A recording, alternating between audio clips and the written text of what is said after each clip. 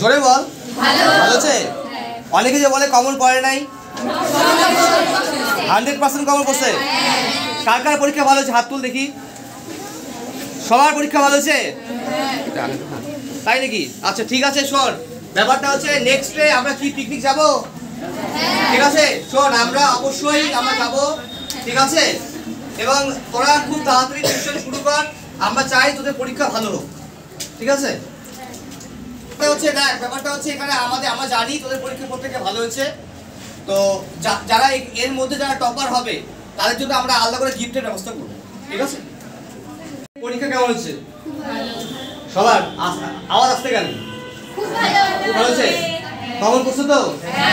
সবাই পাস করবি তো? অনেকে যে বলছে কমন পড়ে নাই, শিওর? আচ্ছা ঠিক আছে।